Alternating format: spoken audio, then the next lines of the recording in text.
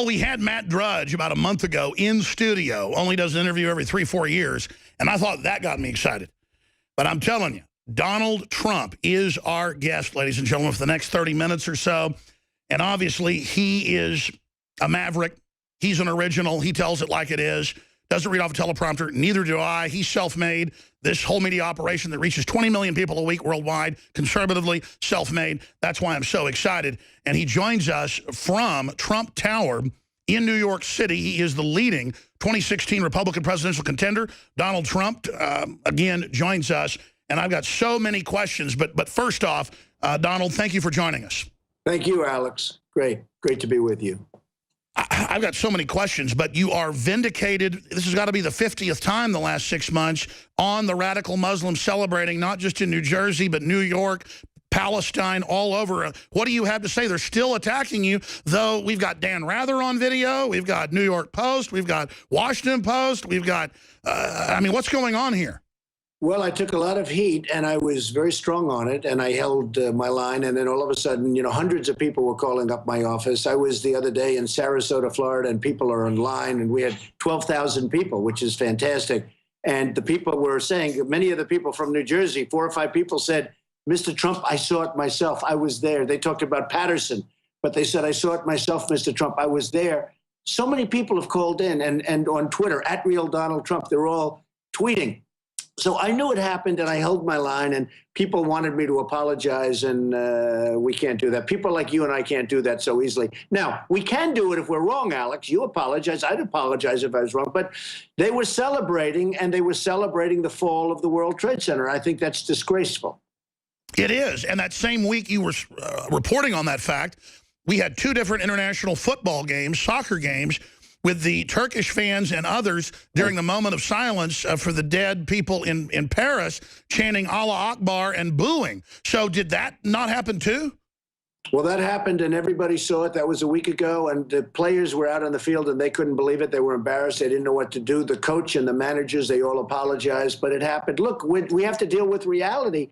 And, you know, it all started because I said we need surveillance. We need proper surveillance. We have people that truly are evil, and they're coming from someplace, and you know sort of where they're coming from, at least the vicinity. And I said, we need proper surveillance, whether it's a mosque or any place else. We have to be surveilled, and we have to see what's coming at us, because we're not going to have a country anymore. Between the weak borders that we have, the pathetic and weak borders where politicians are afraid to do anything about it, between all of what's happening with radical, you know, you look at what's going on. You have a president that doesn't even want to talk about, you know, the radical Muslim stuff. He doesn't want to mention the word. He doesn't want to say it. But you look at what's happening where we have a president that's over there celebrating global warming and trying to get everybody excited about global warming, like that's our #1 problem. He considers that to be our #1 problem. And our #1 problem is what's going on where they want to blow up our cities and they want to blow up our country. That's our #1 problem. And then our #2 problem is crippled America, your #1 New York Times bestseller. We're going to talk about that in a few minutes, but let's continue with the #1 problem, and I agree with you. It's now in mainstream news, Associated Press and others are reporting that it's a secret deal with Turkey, with the Germans, with Merkel, the admitted socialist, to bring in millions of radical Islamists. They admit almost all of them are Sunni, that basically invaded Syria. They're getting their butt kicked by the Russians, so now they want to flee up through the north into Turkey. You said months ago, bomb the oil of ISIS, and the mainstream media laughed because you said the sky was blue again. Now the Pentagon says that's the right thing to do.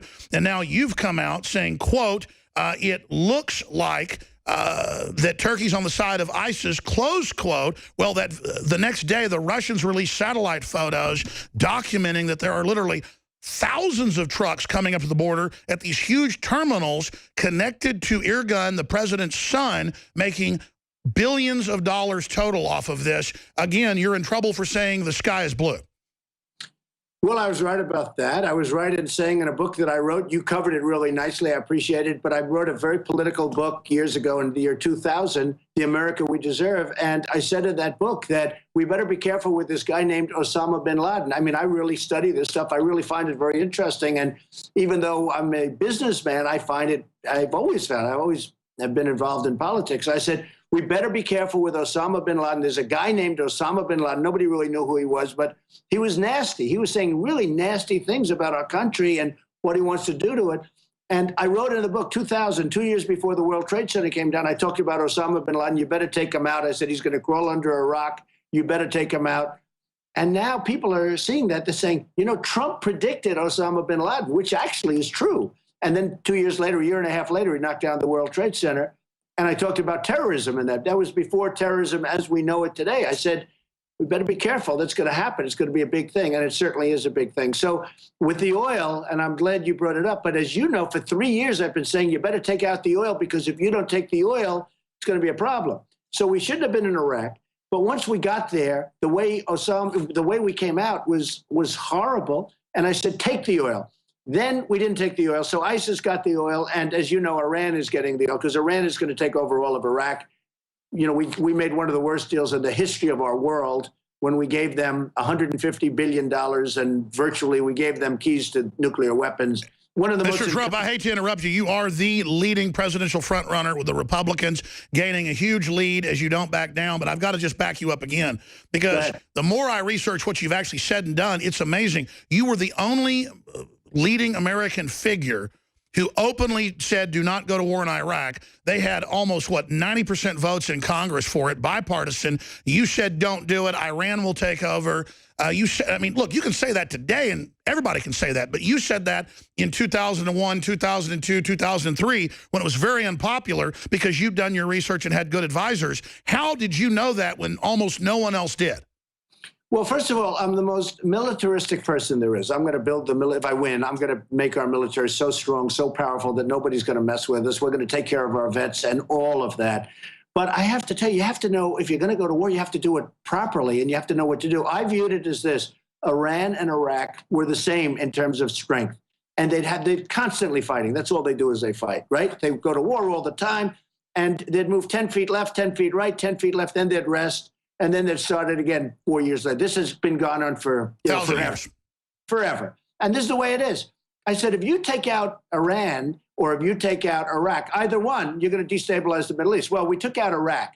And by the way, Iraq has the second largest oil reserves in the world. People don't even know that. So we gave, incredible. We took out Iraq. I said, you're going to destabilize. Well, and I said, and you'll know this, and you know this, and I appreciate what you just said, then Iran is going to come in and Iran is going to take over Iraq. And they're just taking it over right now. As we speak, they're taking it over. Iran is running Iraq, and very soon will be virtually going to be totally running Iraq, especially after all of the deal we just made, which is the worst. So I said, keep the oil. And I said, if you're going to leave, you shouldn't have gone in, but they should have left soldiers behind, like 20,000 or a certain number of soldiers. But if you're going to leave, take the oil. And I've said it. Then they left, they didn't take the oil. So ISIS got the oil, Iran is getting the oil, everybody's getting everything but us. So we lost thousands of soldiers. We spent $2 trillion in Iraq. We have wounded warriors who I love all over the place. And what do we get out of it, Alex? We get nothing. We have nothing. So, no, the French and the Germans are getting the oil, and the Iranians are getting the oil. And you know who the #1 customer for the oil is? Guess what? China. That's right. How smart is China? They outsmart us on every level militarily. They outsmart us on trade, we have a $450 billion trade deficit with China. Let me ask you this. You're a top business guy, on your own from nothing.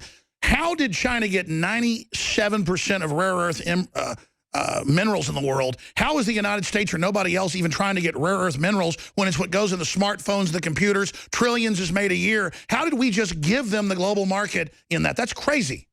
Well, what a lot of people don't know, Afghanistan. Now, Afghanistan's a place we can go in because, you have Pakistan and you have nuclear weapons and a lot of things going on there.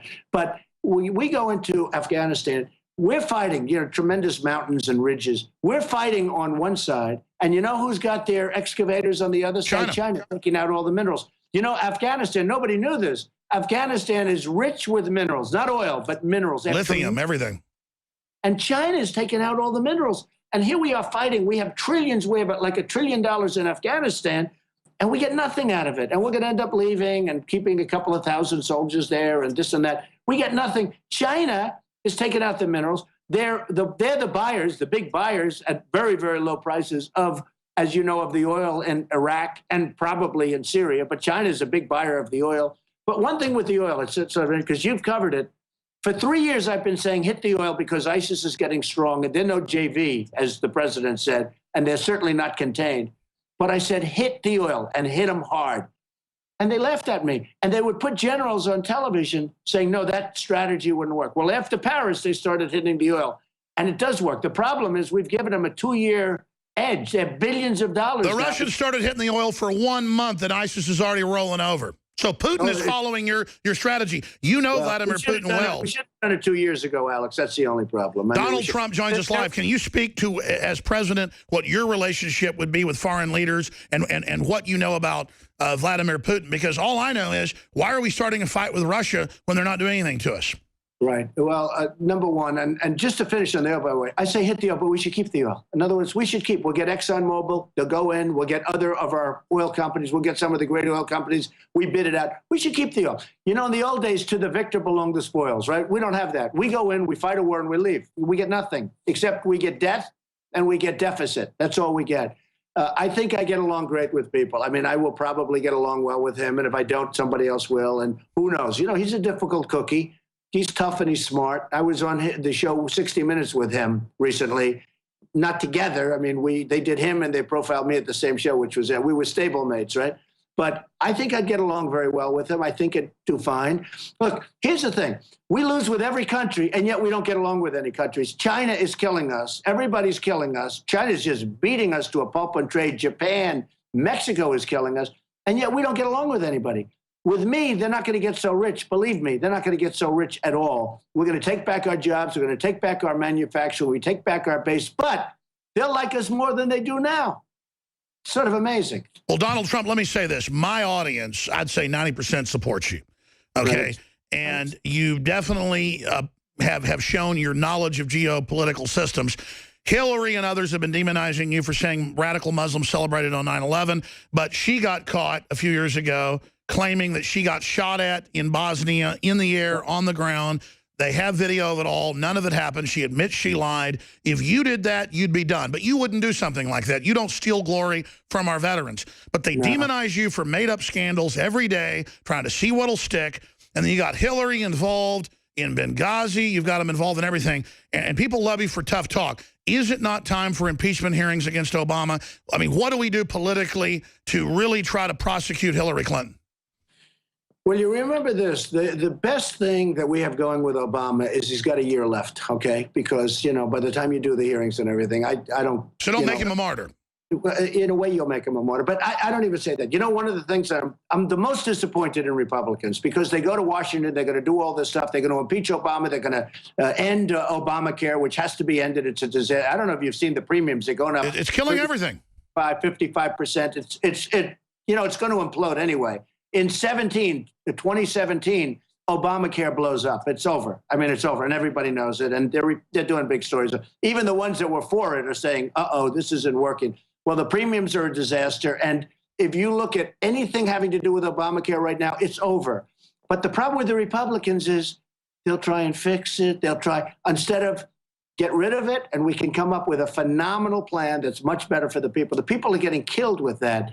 So there's so many things to do, Alex. We will do such a good job. There's so many fronts. A number. We'll win on trade. We're going to strengthen our military. We're going to take care of our vets. We're going to get rid of Obamacare. We're going to do so many things. There's so many things that can be done, but we have to use our good people. You know, everybody running against me in terms of even the Republican side, and Hillary certainly, they're all controlled by their donors and their special interests and the lobbyists, right? I'm putting up my own money. I'm funding my own campaign. Nobody's going to control me. I'm going to do what's right for you and for the American people. Listen, I get it. I mean, you are a true maverick. I understand. You know, you've made tens of millions of dollars. You've hired tens of thousands of people. I mean, I would imagine that as you've gotten older, correct me if I'm wrong, because I know you talked about wanting to serve America decades ago, really all it comes down to is wanting to have a free country for your children and grandchildren. And that's where I want to come to this point next, because I know you're smart, sir, and I know that you also, though, you don't dumb your message down, but you keep it at a mid-level so the general public and the establishment as well can get it. But let's get down to brass tacks. I routinely talk to the top generals, special forces, Pentagon currently, out of the Pentagon, CIA, as I know you do, and we'll just leave it at that. There are a lot of people in this government and also retired who don't want to destroy the country. They really know that we've reached the crossroads where the country's done as a third world nation within a few more years. Forget Donald Trump in 4 years. If this happens, we're done. I mean, we're talking about resurrecting the dead here. We could turn it around right now, as you've said properly. You're dead on, sir. You're right. We could turn it around. All the actuaries, all the numbers show it. But it's got to happen the next few years or we're done. And there are globalists that want to have a world government, a system run by select crony capitalists using socialism at the grassroots to make people dependent. And I've talked to not just high-level folks that have been in government that are on your team, but separately high-level people in government currently that say there's an internal war going on and that you're a manifestation of that. I don't want to get anything inside baseball with you, but I already know the inside baseball. I know now from top people that you actually are for real and you understand you're in danger and you understand what you're doing is epic. It's George Washington level, and you understand that office. So I want to tell you right now, can you speak about the war for the soul of this country that's happening right now and really tell people what's happening and commit to people that you won't Ross Perot under death threats and step down when you're in the lead 2 months from the election? Okay, so let me just tell you, Alex, as you know, I'm leading in every poll nationally, in every poll state. I'm leading in Iowa, New Hampshire, South Carolina, the SEC, Texas. I'm leading in Texas, which I love. I love Texas. You know, we were there. Mark Cuban called up. He said, do you want to use the arena? I used it. We filled it up in 3 or 4 days, 20,000 people. In Mobile, Alabama, we had 35,000 people. We had 20,000 in Oklahoma. I'm so into this. And I'm not into it. You know, I could do other things that I would enjoy doing, to be honest with you. No, you're doing a dangerous mission. We understand that. It's not an easy thing. But the key is make America great again. We can make America great again, but if you have to suffer through 4 more or 8 more years of what's gone on in the past and you know, it's just, we're being eaten away. It's eating away at our country. And we can make, in my opinion, we can make America greater than ever before. But we have to get going. It has to happen. We have to get going. And, you know, when you look at the vision, I said Iraq, you agreed with me on Iraq. I said hit the oil.